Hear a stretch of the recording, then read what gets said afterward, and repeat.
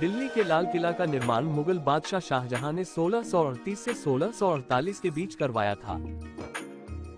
ये किला मुगल साम्राज्य की राजधानी शाहजहानाबाद के शाही महल के रूप में बनाया गया था, जिसमें लाल बलुआ पत्थर की विशाल दीवारों के कारण इसे लाल किला कहा जाने लगा। ये भारतीय स्वतंत्रता के बाद से भारतीय गणराज्य का एक महत्वपूर्ण प्रतीक बन गया है, जहां हर साल स्वतंत्रता दिवस पर प्रधानमंत्री राष्ट्र को संबोधित करते हैं। लाल किले की डिजाइन का श्रेय ताजमहल के वास्तुकार उस्ताद अहमद लाहौरी को दिया जाता है। ये किला लाल बलुआ पत्थर से बना है, जबकि इसके कुछ हिस्से सफेद संगमरमर से भी बने थे, जिन्हें समय के साथ अंग्रेजों ने लाल रंग से रंग दिया। इसकी वास्तुकला में फारसी, तैमूरी और भारतीय शैली का खूबसूरत मेल देखने को मिलता है।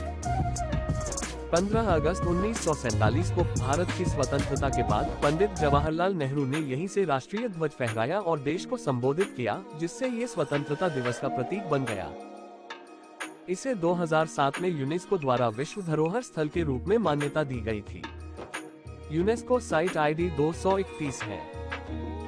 शाहजहां ने अपनी राजधानी आगरा की जगह दिल्ली शिफ्ट करने के लिए 29 अप्रैल 1638 में लाल किले का निर्माण शुरू करवाया, जो 13 मई 1648 में पूरा हुआ। लाल किला को बनने में 10 साल का समय लगा। लाल किला ने 1857 तक मुगल साम्राज्य की राजधानी रूप में कार्य किया। इसके बाद अंग्रेजों ने इस पर कब्जा कर लिया। लाल किला का निर्माण 17वीं शताब्दी के मध्य में मुगल बादशाह शाहजहां ने करवाया था। लाल किला का असली नाम किला-ए मुबारक है। शाहजहां, औरंगजेब और बहादुर शाह जफर सहित कई बादशाहों का घर था और 1837 में अंतिम मुगल बादशाह बहादुर शाह जफर के राज्याभिषेक सहित कई महत्वपूर्ण घटनाओं का गवाह बना।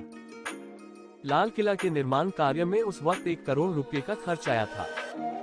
लाल किले की दीवारों की लंबाई 2.5 किलोमीटर है। लाल किला की दीवारों की ऊंचाई यमुना नदी की ओर से 18 मीटर है और मुख्य शहर की ओर 33 मीटर है।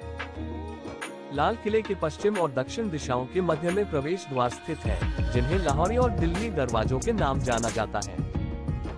लाल किला एक वास्तुशिल्प कृति है, जिसमें मुगल, फारसी और हिंदू शैलियों का मिश्रण है। किले की दीवारें लाल बलुआ पत्थर से बनी हैं और परिसर 255 एकड़ के क्षेत्र में फैला हुआ है। किला एक खंदक, एक गहरी और चौड़ी खाई से घिरा हुआ है और मुख्य प्रवेश द्वार लाहौरी गेट के माध्यम से होता है। ये कभी शाही व्यापारियों का घर हुआ करता था।